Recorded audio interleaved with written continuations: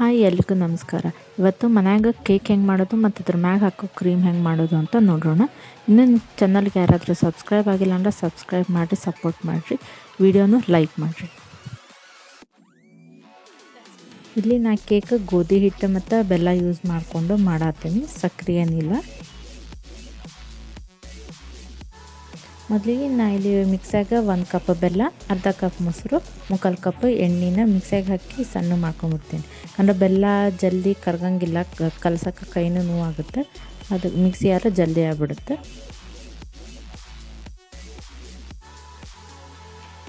ಅದನ್ನು ಒಂದು ಅಗಲಿನ ಪಾತ್ರೆ ಒಳಗೆ ಹಾಕೋತೀನಿ. ಹಾಕ್ಕೊಂಡು 2 ಕಪ್ ಗೋಧಿ ಹಿಟ್ಟು, 1 ಚಮಚ ಬೇಕಿಂಗ್ ಪೌಡರು, 1/4 ಚಮಚ ಬೇಕಿಂಗ್ ಸೋಡಾ, ಸ್ವಲ್ಪ ಉಪ್ಪು ಹಾಕಿ ಚಂದಗೆ ಏನು ಗಂಟಿರ್ಲಾರ್ದಂಗೆ ಕಲಿಸ್ಕೋಬೇಕು.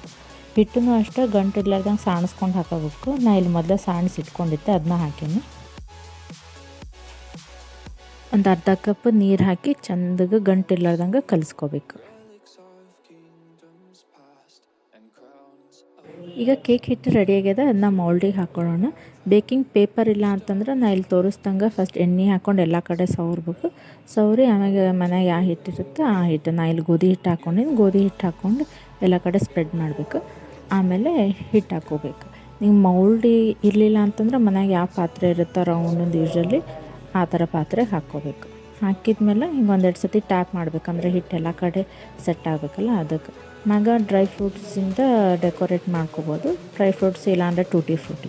ಯೂಶ್ವಲಿ ಕೇಕಿಗೆ ಡ್ರೈ ಫ್ರೂಟ್ಸ್ ಹಾಕ್ಬೇಕಂತಂದ್ರೆ ಎಣ್ಣೆ ತುಪ್ಪ ಅದ್ರಾಗ ಏನೂ ಹುರಿಬಾರ್ದು, ಡ್ರೈ ರೋಸ್ಟ್ ಮಾಡಿ ಹಾಕ್ಬೇಕಂದ್ರೆ ಟೇಸ್ಟ್ ಚೆನ್ನಾಗಿರುತ್ತೆ. ಇಲ್ಲಿ ಕುಕ್ಕರ್ನ 5 ನಿಮಿಷ ಮೊದಲು ಪ್ರೀ ಹೀಟ್ ಮಾಡ್ಕೊಂಡಿದ್ದೆ. ನಾ ಕೇಕ್ ಇಲ್ಲಿ ಕುಕ್ಕರ್ನಾಗ ಮಾಡ್ಕೊಳತ್ತೀನಿ. ಕುಕ್ಕರ್ ತಳಕ್ಕೆ ಒಂದು ಸ್ಟ್ಯಾಂಡ್ ಇರಲಿಲ್ಲ ಅಂದರೆ ಯಾವ್ದಾರ ಒಂದು ಪ್ಲೇಟು ಉಲ್ಟಾ ಇಟ್ಟು ಅದ್ರ ಮೇಲೆ ಮೌಲ್ಡ್ ಇಡಬೇಕು. ನಾ ಇಲ್ಲಿ ಕೇಕ್ನ 40 ನಿಮಿಷ ಬೇಯಿಸ್ಕೊಳತ್ತೀನಿ. ಒಂದು 30 ನಿಮಿಷ ಆದಮೇಲೆ ಹಿಂಗೆ ಚಾಕು ಇಲ್ಲ ಚಮಚ ಏನಾರು ಹಿಂಗೆ ನೋಡಬೇಕು. ಏನೋ ಹಿಂಗೆ ಹಸಿ ಹಿಟ್ಟು ಹತ್ತಿಲ್ಲ ಅಂತಂದ್ರೆ ಆಗ್ಯದಂತ ಅರ್ಥ. ಆಗಿಲ್ಲ ಅಂತಂದ್ರೆ ಇನ್ನೊಂದು 5-10 ನಿಮಿಷ ಇಟ್ಟು ತೆಗಿಬೇಕು. ನಾ ಇಲ್ಲಿ 40 ನಿಮಿಷ ಇಟ್ಕೊಂಡೇನಿ. ನೋಡಿ ಕೇಕ್ ಎಷ್ಟು ಚಂದ ಉಬ್ಕೊಂಡದ, ಸ್ಪಾಂಜಿ ಆಗೈತಲ್ಲ. ಈಗ ನಮ್ಮ ಪ್ಲೇನ್ ಕೇಕ್ ರೆಡಿ ಆಯ್ತು. ಅದಕ್ಕೆ ಕ್ರೀಮ್ ಹೆಂಗೆ ಮಾಡೋಣ ಅಂತ ನೋಡೋಣ. ನಾ ಇಲ್ಲಿ ಕ್ರೀಮ ಬೆಣ್ಣೆಯಿಂದ ಮಾಡತ್ತೇನೆ.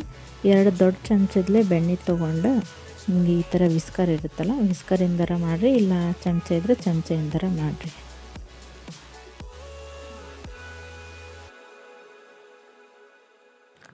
ವಿಸ್ಕ್ ಮಾಡೋಕ್ಕೆ ದೊಡ್ಡ ಪಾತ್ರೆ ಒಳಗೆ ಕಂಫರ್ಟ್ ಆಗಲಿಲ್ಲ, ಅದಕ್ಕೆ ಸಣ್ಣ ಪಾತ್ರೆ ಒಳಗೆ ಮಾಡತ್ತೀನಿ. ಒಂದು 10-15 ನಿಮಿಷ ಚಂದ ವಿಸ್ಕ್ ಮಾಡ್ಕೋಬೇಕಾಗುತ್ತೆ.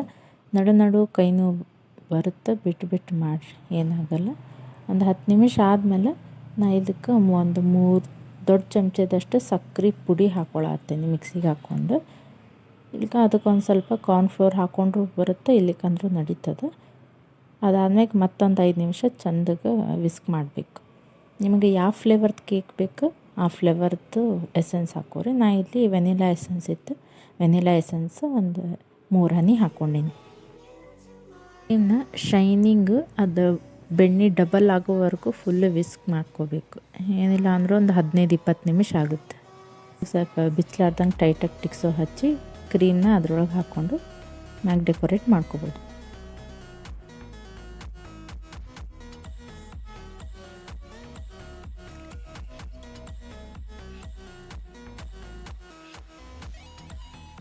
ಕ್ರೀಮ್ನ ಈ ಥರ ಚಾಕುಲೆ ಎಲ್ಲ ಕಡೆನೂ ಸ್ಪ್ರೆಡ್ ಮಾಡ್ಕೋಬೇಕು, ಈವನ್ನಾಗಿ ಸ್ಪ್ರೆಡ್ ಮಾಡಿಕೊಂಡು ಆಮೇಲೆ ಕೋನ್ಲೆ ಡೆಕೋರೇಟ್ ಮಾಡ್ಕೋಬೇಕು.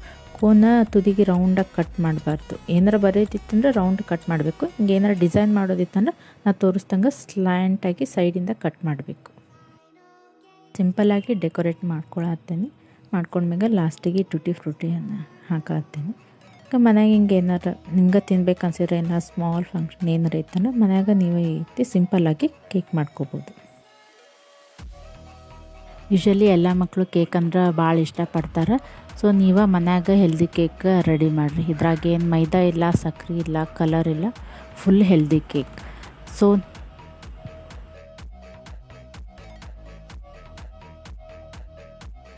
ಸೊ ಇದಾಗಿತ್ತು ಇವತ್ತಿನ ಹೆಲ್ದಿ ಕೇಕ್ ರೆಸಿಪಿ.